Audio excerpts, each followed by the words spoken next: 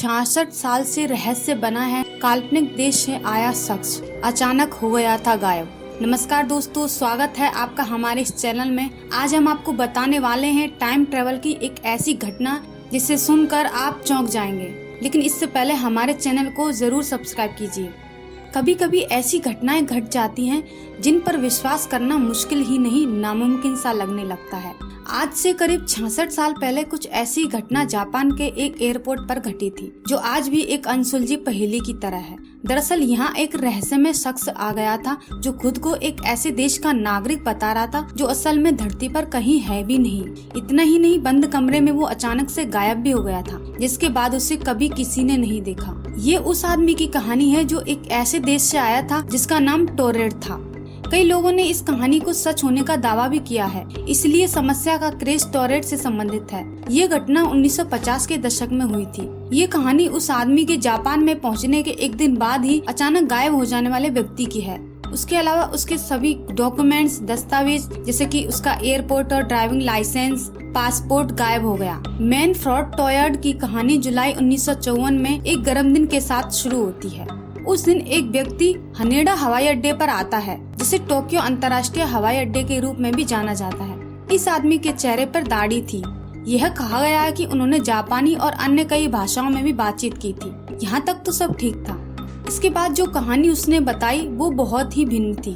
उस आदमी के अनुसार जब जापानी अधिकारी ने पासपोर्ट देखा कि जिस देश ने ये जारी किया था वह टोरेड नाम का था, जबकि टोरेड नाम का कोई देश ही नहीं था, तो अधिकारी इसे पूछताछ करने के लिए ले गए। पूछताछ करने के बाद उस व्यक्ति ने बताया कि वह टोरेड देश से है। अधिकारियों ने उस पर बिल्कुल विश्वास नहीं किया, तो उसने अपना पासपोर्ट भी दिखाया। वह उन अधिकारियों को समझाने की कोशिश कर रहा था कि टोरेड वास्तव में मौजूद है। उसने बताया कि टोरेड फ्रांस और स्पेन के बीच स्थित है और वह लगभग 1000 वर्षों से अस्तित्व में है। जब उसे एक नक्शा दिखाया गया तो उस आदमी ने अंडोरा की रियासत के कब्जे वाले क्षेत्र की ओर इशारा किया और वह इस बात पर हैरान था कि उसके देश को नक्शे में अंडोरा क्यों कहा गया था। जापानी अधिकारियों ने जोर देकर कहा कि टोरेड मौजूद ही नहीं है, लेकिन यात्री ने ये नहीं माना। आखिरकार उस व्यक्ति को अधिकारियों द्वारा पकड़ लिया गया, क्योंकि उन्हें संदेह था कि वह किसी प्रकार का अपराधी हो सकता है। वे उसे रात में ठहरने के लिए एक होटल में ले गए और उन्होंने उसकी जाँच की। उन्होंने उसके कमरे के बाहर 2 गार्ड भी रखे कि कहीं वो रात में गायब ना हो जाए। अगली सुबह जब अधिकारी उस आदमी के कमरे में गए तो उन्होंने पाया कि वह आदमी गायब हो गया था, क्योंकि उसके भागने के कोई संकेत भी नहीं थे और इसके अतिरिक्त उसके जो भी दस्तावेज और डॉक्यूमेंट्स थे वो सबूत सब गायब हो चुके थे। इस घटना में सबसे उल्लेखनीय बात यह है कि टोरेड का आदमी किसी तरह दुर्घटना के कारण टाइम ट्रेवल करके यहाँ से गुजरा था। इस घटना से ये सुझाव दिया गया है कि हमारी पृथ्वी के समानांतर भी एक पृथ्वी है जो इस अपवाद के साथ हमारे समान है कि अंडोरा नामक स्थानों को वहाँ पर टोरेड के रूप में जाना जाता है।